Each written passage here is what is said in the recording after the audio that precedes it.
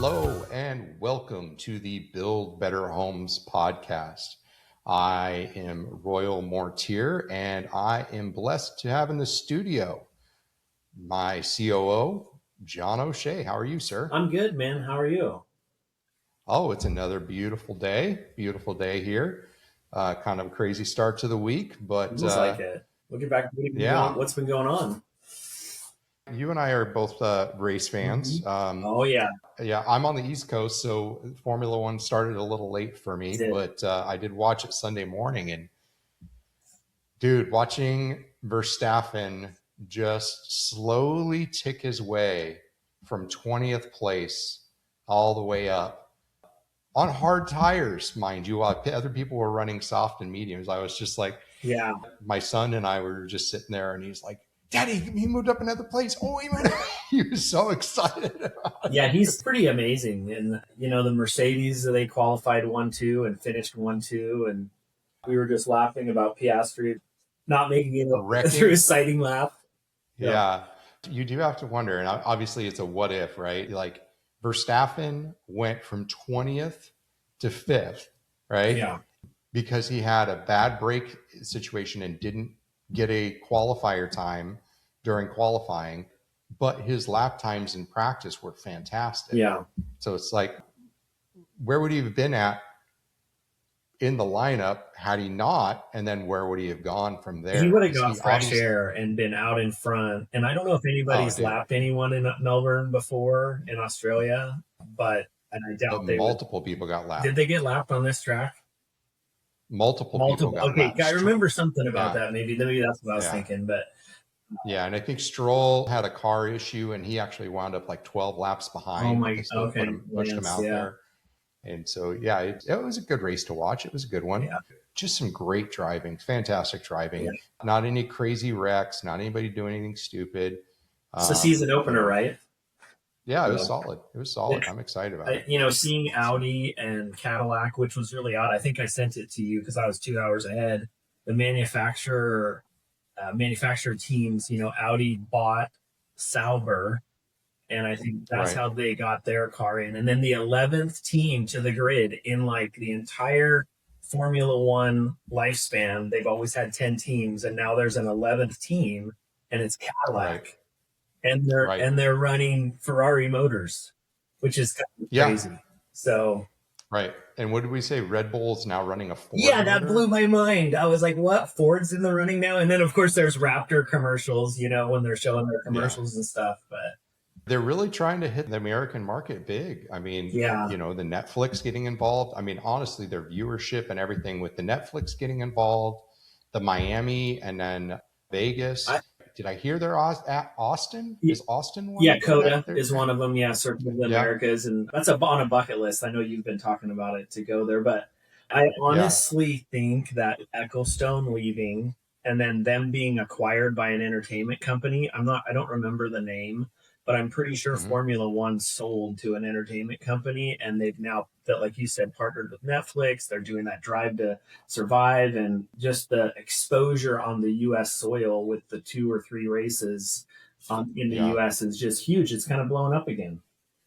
Yeah, it is. It's pretty crazy. So it's been good to watch, but kind of another surprise that occurred Sunday was my daughter comes to me and she says, Daddy, it sounds like there's an alarm going off in my room.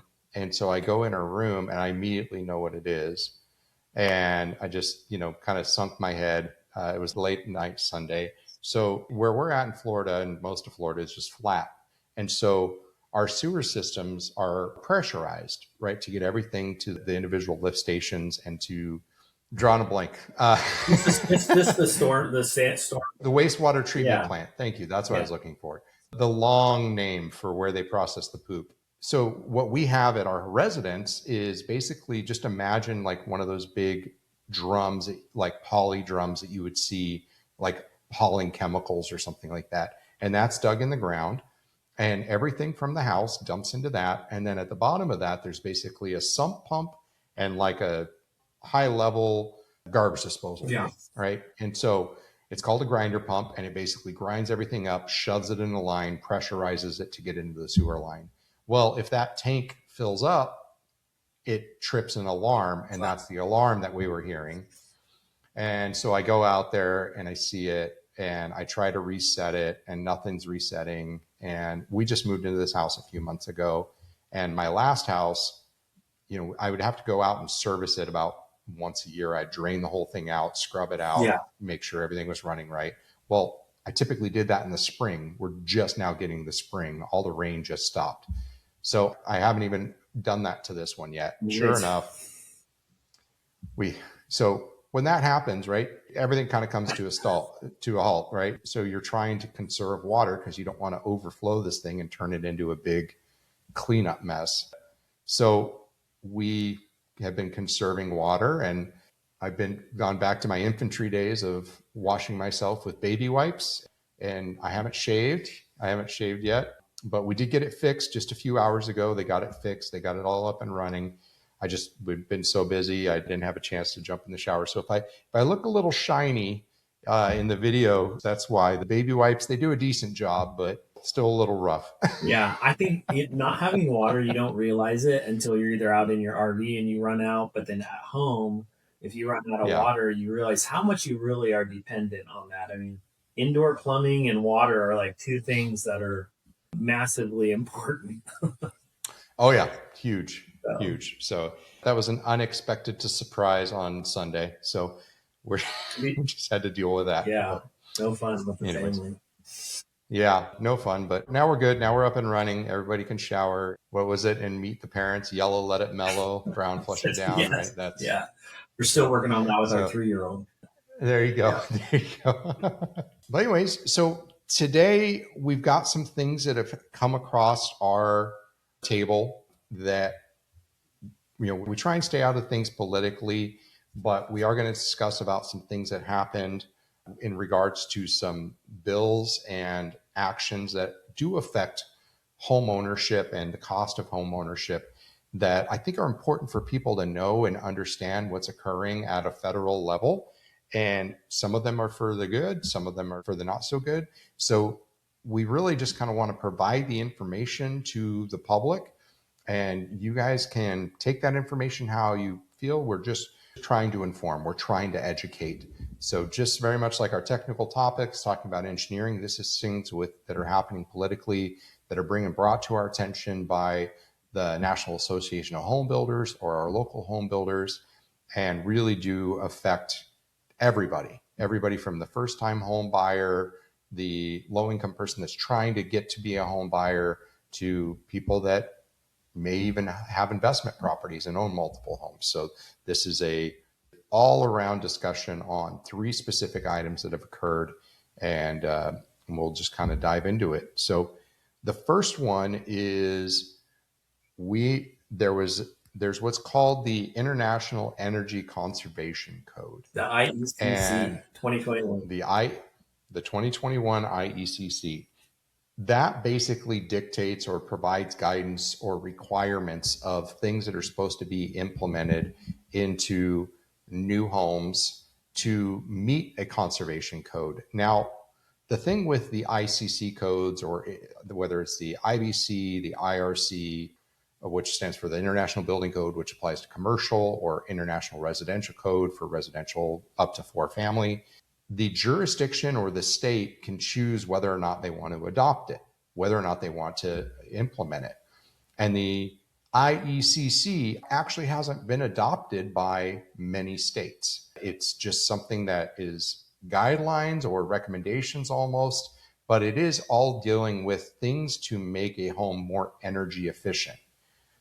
But what occurs with that is there is standards, means, and methods that a lot of builders, or in certain states, certain jurisdictions, that builders are just used to, not to mention that the inspectors are used to.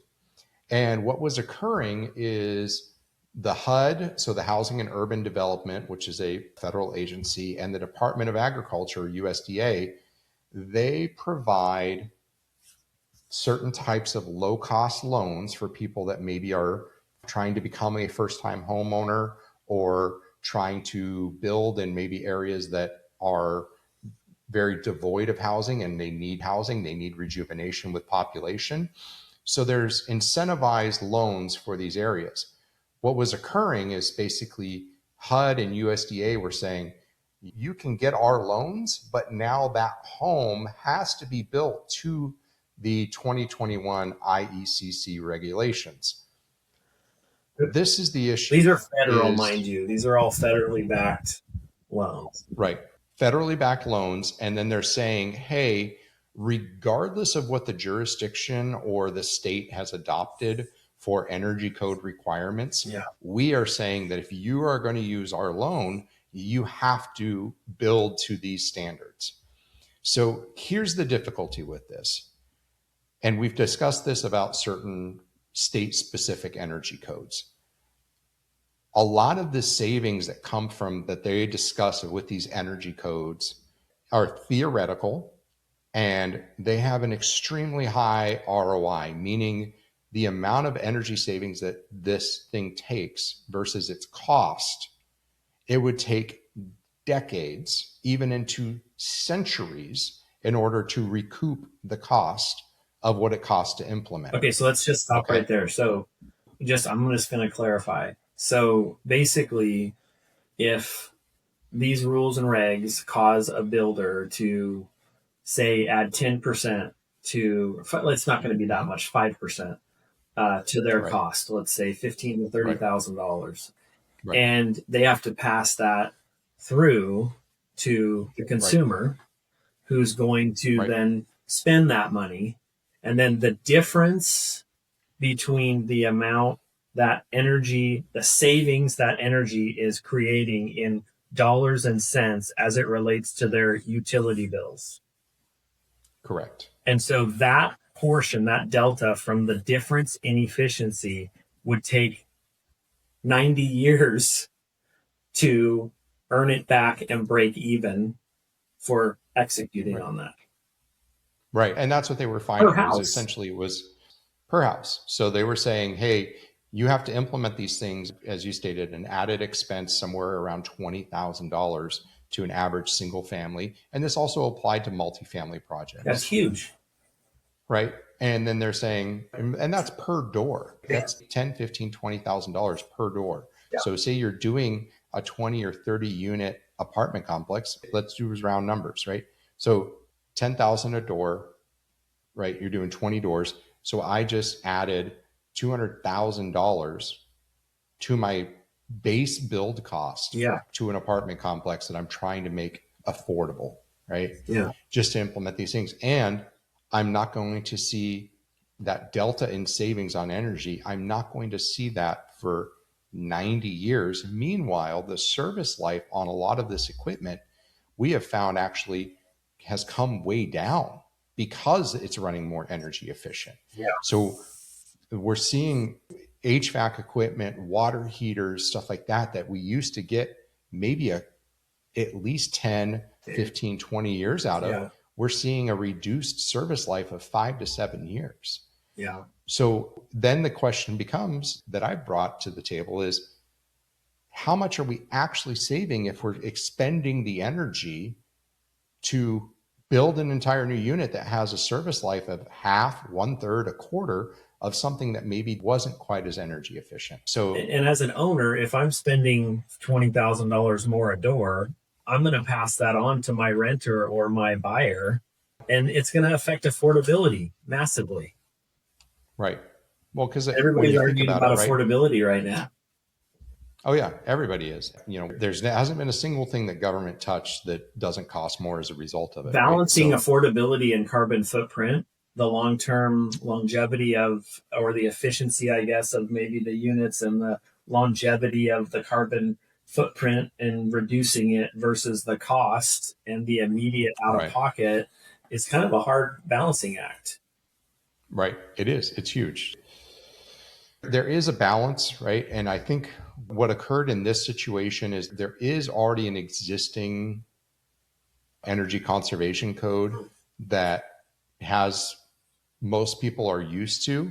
And what was occurring here is they were basically saying, you guys have to use this new one, regardless of whether the state or the jurisdictions adopted it. Right. And there's so many things that have not been vetted with it, or common sense has been left out of the equation, that it did add this significant expense. Luckily, the argument was heard and it was basically struck down that this new code does not have to be implemented and can't be required on HUD and USDA projects that basically are putting it back to the local jurisdiction of the state and what their requirements are.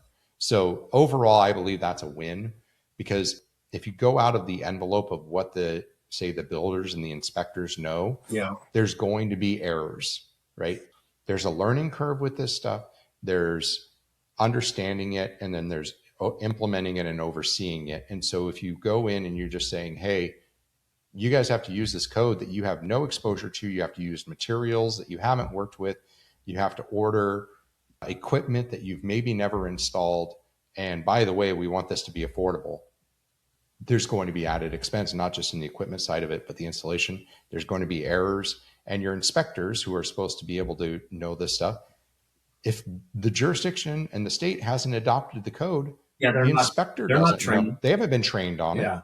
So you can't expect that type of oversight and authority on something that they've never done. Well, so, I mean, just anecdotally from observation of the many years in home building, a lot of times the code adoptions get kicked out and people don't understand them, and plans are being reviewed when things are changing, and it becomes a mishmash of things. And then the homes are out in the field and the inspectors are trying to figure out, what year these things were approved under, what the different codes are for this and that. There's just a bunch of confusion around that. And so the execution has been really flawed as well. Yeah. Well, I mean, we had a big example of that. It affected you, affected us. Yeah. In Washington State during COVID, they were making this big push because Oregon, Washington, California basically said, yeah, that's nice that there's Energy Star and there's the Energy Conservation Code. We're going to write our own. Right. So they thrown out any type of national industry or general understanding and just basically written their own. Well, during COVID, when things were already hard to produce, we were having supply chain issues, we were having all these implementation issues. Washington was trying to push to enact and put in place their own energy code. And luckily, they kind of kicked it down the road, right? They would kick it down the road. Okay, there's things that still need to be vetted. There's questions on these things. These things aren't clear. We're going to push it out 3 months. We're going to push it out 6 months, because we still need buy-in from industry. We still need understanding from builders, and we still need these things to go smoothly. Well, then comes February or January 2021, right? We're still in the middle, in the heart of COVID.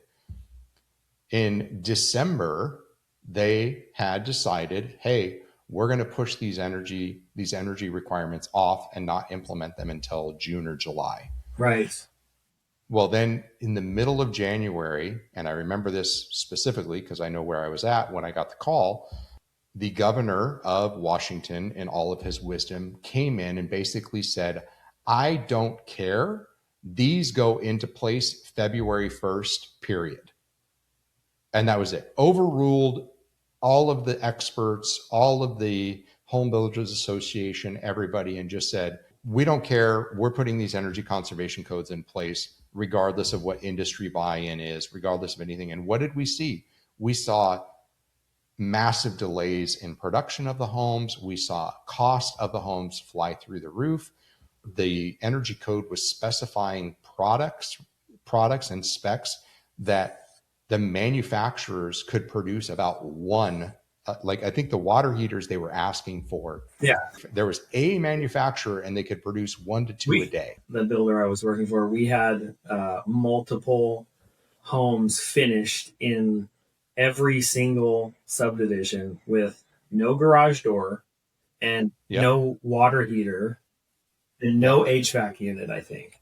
And fairly certain our HVAC contractor was like hoarding them in his warehouse and selling them at a premium because they buy, in bulk. And then the poor garage door manufacturers, I don't know how they got stymied in the supply chain, but there was 100 houses that didn't have garage doors. It was a complete disaster. And so they were trying to close homes and people couldn't move in and they couldn't secure the houses. And it was just an absolute mess, the supply chain. Yeah. So, it was a gaggle. Yeah, it really was. It was rough. But, that's where we get with this imbalance of government not understanding industry standard or not looking at like, hey, we have a national level of building that we need to understand and we need to consider. And when we look at volume production, how we keep costs down is making sure we have manufacturer buy-in and contractor buy-in and understanding of it before we just throw it out. Well, and those manufacturers, they have to know what's coming up, or else, to your point,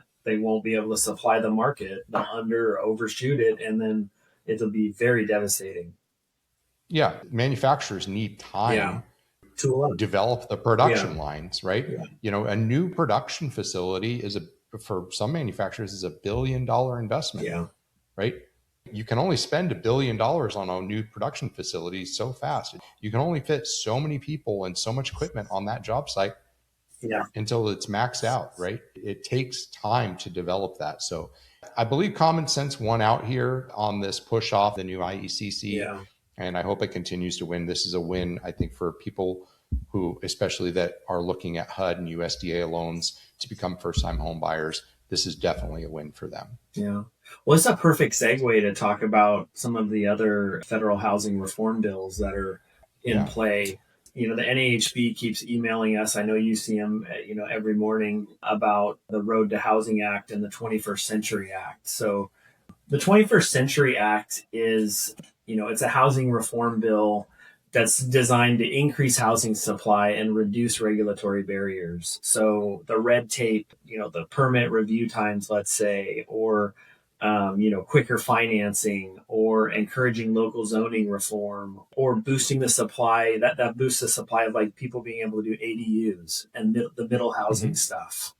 So that's what it focuses on. And it's actually 43 different housing bills in one package. And they say the goal is to fix a housing shortage by making it easier and cheaper to build homes. And, the NAHB is in support of this one. Obviously, all those things I just said cuts the red tape down. But, it's just not that easy, as we were just talking about with the HUD stuff. Our industry is like a slow-moving snail. It takes so long to do anything, to adopt technology, to adopt new codes, to change building practices, to do all of that. And we've kind of seen a little bit of a spike already in the ADUs. It seems like everybody's kind of not necessarily in the new housing talking about ADUs, but it seems like in general, people are becoming more aware that maybe on a smaller piece of property, they can have additional coverage and build themselves a little guest house or accessory dwelling unit. We did a podcast on it. Right. So there's significant value in the ADUs, and we've seen states or jurisdictions really push for it in already densely populated areas. Yeah. And so I've talked with real estate investors, and they say ADUs are the latest real estate gold mine. Yeah. Right. It's such a quick and efficient way to add significant square footage to a residence without disrupting the primary residence, right? You can add another rental unit, or you can take an existing home and add the value of having an accessory dwelling unit. It's a huge thing. Well, I think HUD's also getting involved with that. They'll fund the cities that have pre-approved housing plans for that kind of stuff. And so cottage homes, townhomes, bumping up middle housing and stuff like that. And that's a win for, we were at IBS, and outside there was that whole like tiny home. Yeah. Thing, and so you're starting to see some of that stuff material in the industry. So yeah, and I do like, there's a lot of things about the Housing for the 21st Century Act that are really positive. It does encourage higher density. Yeah. So that is a good thing. Some people like that, some people don't. But the fact of the matter is if you're in already a dense area and the housing costs are ridiculous, the way you make housing more affordable is provide more housing. Yeah. So, and that you do that through increased density. So ADUs, better financing, townhouses, better financing, right? The act also pushes for better financing, better FHA backed loans, better veteran loans and veteran benefit loans. there's a lot of positives to it. And the biggest thing is the whole point of it, the intent of it. Oddly enough, the federal government getting involved, its intent is to deregulate. It's to push for deregulation. So how they are able to push for deregulation through regulation is always interesting to me. But it's supply side housing policies. Right. But they are providing funding. They are providing lower cost loans. They are providing more streamlined pathways to doing these developments. Those all have a net positive in the end. So yeah, I do like it. Well, and how that ties it, the NAHB supports the 21st century bill, but there's the other one, the road to housing. That seems to be the one that's causing all of the buzz lately. So right. Yeah. So the road to housing, it's renewing the opportunity in the American dream. Right. That's, again, positives and negatives. And that's the biggest thing. So let me share a story. So my prior company, we used to service building departments. So we had a full arm of inspectors and plans examiners and building officials that jurisdictions could contract with us in order to meet demand, or if they were too small of a city to have their own building department, but they had incorporated a city as a city, so the county wouldn't serve them anymore. Yeah. Does that make sense? So they didn't have the permit revenue to justify employing an entire building department. Sure. And so they could contract with us as a third party to serve as their building official, their inspectors, their plans examiners in any capacity, or just be their entire building department. Well, one of the states we worked in, Oregon, I'm not going to hide this one because Oregon needs to be on a shout out about this. Their public union had basically created a 2-tier system, meaning that if you were an inspector working for a government entity and part of the public union, you were here. But if you were a private entity, you were basically down here, meaning that there were different requirements for training, experience, and testing if you worked for a private company versus if you worked for the public union. Sure. Right. And to the point where you basically, like if an electrician came in from out of state, they were signing supervisor electrician and they wanted to be a what's known as an A-level electrical inspector. They could not go and work for a private company and be an A-level electrical inspector. The only way that their experience would be recognized is if they went to work for a public government entity. That sounds like a monopoly. Right? It very much is. Right? Doesn't sound right, right? Sounds kind of like constitutional violation almost. So here's what occurred. We tried to fight it because it was basically making it to where we couldn't get quality people, and we were showing this 2-tier system. Yeah. And it took multiple years of us fighting it and going through these housing bills and doing all these things to try and get this accepted. And here's what happened. 3 different times we got the verbiage of what we were trying for approved through the House, through the board committee to go to the floor. So basically they moved the bill forward, right? We went, we testified, and the bill got moved forward. What occurs, and the public needs to understand this, is when a bill gets moved forward, these politicians will then pile on things that they want onto that bill that may have nothing to do with that bill, to where now, if that bill passes, they get all of the things that they wanted that with disassociated bills, and it's hidden in the fine print and it's hidden in this. That's how these bills get expanded from maybe being like a 20, 30, 40 page bill focused on something to then all of a sudden they're like, well, that bill now, once it got to the House floor, it was 300 pages and it included this and it included that, right? That's why is the bill gets traction. It gets moved forward. It looks like it's going to pass. So these other politicians just pile on the trash they have. Is that to slow it down or to get what they want? That's to get what they want. And so what we had is we had this situation of every time our bill got moved forward, these other politicians would pile on garbage that was actually bad for the public. And then when we were being in support of it, right, then they're like, oh, well, that bill's going to pass. Like, they're the ones that want it passed. And if people are going, well, no, we don't want these things. And they're like, well, these people are pushing for that bill to pass. Meanwhile, we were pushing for this. The politicians added this thing way over here. And then they, make us look like the bad guys as the private people trying to push forward our bill for the one thing that we wanted. So here's the thing. That is what's happened with this Road to Housing Act, right? It had good intent. It had positive buy-in. It started to move forward, and now everybody's piling on their garbage into it. And so that's something people need to understand. So what's occurred recently, so its initial intent, right, was to provide some better framework, again, deregulation, remove barriers, allowing for more higher density, streamlining permitting processes and approvals, reducing environmental review requirements, because some of those do get really ridiculous, providing some other things through federal assistance as far as capital for the development, lower cost loans, improvements with the USDA, reforms to community development, and just overall just increasing the whole goal, right? Increase supply, because we have a massive demand, right? I think a few years ago they did an inventory and we were something like 6.5 million homes shortage. Yeah, that's shortage. Yeah. Right. So when you consider that, we're 6.5 million homes short, a number that continues to increase, and the largest home builder in the entire United States does 100,000 homes, right? That's the largest. And we're 6.5 million short.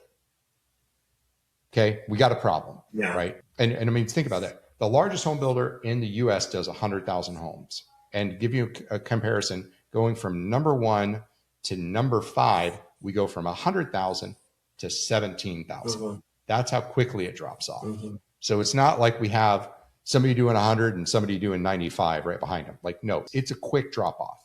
So there needs to be some things in here. And I mean, it needs to be deregulated at a federal level, a state level, county, and a city level. So, but unfortunately, somebody threw in a poison pill. Yeah. That honestly makes this not good. So, yeah, you can't buy and hold rental property. I assume that's what you're referring to. Yeah. I mean, that's the big one. So basically, what got thrown in is they're now saying that, and we work with builders for this, right? So we have builders that develop homes. Yeah. When, say, the market is bad, mm-hmm. So interest rates are high, land acquisition costs are high, there's not a lot of good buyer sentiment. So they build developments that are build to rent, right? They're home builders. That's what they do. That's what they do for income. So they can't, if they aren't selling homes, they convert to these build to rent homes. So that's what they're trying to do. But for them to make money is the easiest way to put it on those build to rent homes, right? They need to hold them for a while until buyer sentiment improves, until interest rates improve, until these things get better. And there's also some other tax incentives and other stuff that you get with owning investment properties.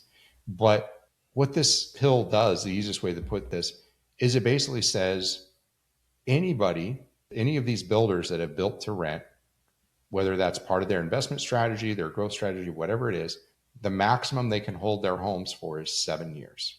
And where I see issues with this is a lot of builders, I know this because we work with some of them, not only do they do a build to rent, but they also do a lease to own option with their tenants where they're holding the note. The builder is holding the note on this. Yeah.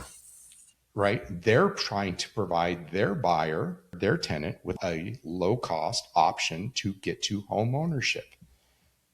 And basically what they're saying is with this act, with this new addition of language to this act, is 7 years. That's all you get. 7 years. Well, yeah, and it incentivizes finance too, because they're looking on the time horizon of what their ROI is from lending the money. Right. And if they know that they're only going to get 7 years out of it, the cost of capital is going to go up. or they're not going to want to lend you money. Right. One of the two. So your finance market dries up, your investment market dries up from the builders. And Right. well, let's say you've got a bunch of stuff in production that is rent to build. Now it's rent to sale. Now all these Right. builders are going to throw all these houses out on the market. Even though we have a Right. shortage, there's going to be a glut for sale on the market. Yeah. That's going to impact home prices as well in the first and secondary levels. So there's just so many things that touches that I'm not sure if they're playing a long game or a short game. The long game's not working with this. Right. So people understand that, this is a supply and demand issue still, Yeah. right? So we may be increasing the supply of homes to purchase, but we're doing it by flooding the market with basically rental level homes. Yeah. Okay. And then we're massively increasing the demand on rentals because now these people that have been in rentals, it is to the point of how it is currently written. The buyer or the builder has to sell the property. Now they may be able to sell it to another person that is going to keep it as a rental. But ideally, right, it wouldn't be a road to housing act if it was to sell the home to then be another investment property. The goal is to sell the home to somebody that's going to be a first-time home buyer. Yeah. Right. They're creating a supply and demand issue in the inverse in that they're putting a significant demand in an already low supply for rentals. And what about reducing the rental supply should increase the cost to renters? Massively. Right. I mean, as well. Right. And the affordability crisis, I mean, shoot, people can't even afford rentals right now. They're so expensive. So. No, yeah. Rentals are expensive. And what other people need to understand is the replacement cost of a home is really the driving factor of where a home is going to be priced at, right? What a home can sell for can't really go for less than what it can be replaced for. And when we get these massive pullbacks in the market, that becomes kind of the floor. So you get in a situation where if we massively flood the market with homes, we're going to hit this floor of replacement cost. And when we hit that floor, or we get close to that, right? The whole point of being a home builder is to try and make money. You're employing people. Yeah. There's an entire infrastructure that depends on home construction. That's what occurred in 2009, the massive housing crisis, and in which we had this situation of so much ridiculous loans were being put out there and all these things, and then the mortgage crashing to where it was a situation of home buildings just basically came to a stop. Yeah. And it affected every industry there is, every industry. That, if we want to talk about something, home construction is the backbone of almost the entire U.S. economy. Yeah, and it's also one of the last hand-built mediums out there. I mean, we're manufacturing a lot of things, and we get everything from overseas, and things are assembled by robots. I'm not going to go too far down a rabbit trail, but it is one of the last hand-built products that we put out there, and it's built domestically. Right in where you're going to live. It's hand built by people, and it's your largest investment ever. So to mess with that market is really kind of playing a very dangerous Geppetto type of situation with the bills. Yeah. So I would recommend to people reach out to your U.S. senators in regards to your feelings about the Road to Housing Act. It has detrimental consequences for both renters and buyers. It is no longer in doing what its initial intent was to do. So, and this one, the NAHB is pretty vehemently against and trying to get it unwound. So, I haven't received this many emails about a specific legislation in quite a while. Yeah. This one's a big one. This one will have national detrimental action as a result of it. So it's not good. It's not good. So those were the three big items that I wanted to hit on and provide some education on. We try and remain politically neutral, but we do know residential construction and the market stuff really well. We are always looking for experts to come on and be guests on our show. So if you are an expert in your particular trade in regards to residential, we'd love to have you as a guest. We're likely going to be getting some members of the National Home Builders Association on here pretty shortly, and look forward to that. John, do you have anything else? I'm looking forward to networking next week at the spring lunch for NAHB here in PDX. So I'm going to try and get some conversations going about this, and also hopefully get some good potential guests that come on the podcast. But yeah, I mean, we try and stay neutral, but we are definitely advocating for home building in general and also affordable homes for people. So we are advocates for home building, but we're trying to stay politically neutral. And so please reach out to your local congressman, senator, House of Representatives, and let them know how you feel about this. And I just really appreciate you, Royal, for having me on, and onward and upward. Hey, thank you, sir. Yeah. Always a pleasure to have you in the studio with me. And one of these days, we'll have you do a technical topics on. Oh, geez. I don't know about that. What you know so well about. Sure. Otherwise, that's all for today. If you enjoyed the show, please like, subscribe, share the show. If you found it informative, we always appreciate it. If you have questions that you would like us to discuss, I think we're going to have a Q&A show coming up here soon. Oh, yeah. And feel free to send questions. All of our social platforms are monitored, so you can send a message on any of those social platforms. If you are a builder and you're needing assistance with your house plans, engineering, anything like that, please feel free to reach out to us, plearsco.com. Or again, you can message any of our social media pages, and we'd love to chat with you on what we provide. Other than that, have a wonderful weekend. Yes, sir. Thank you.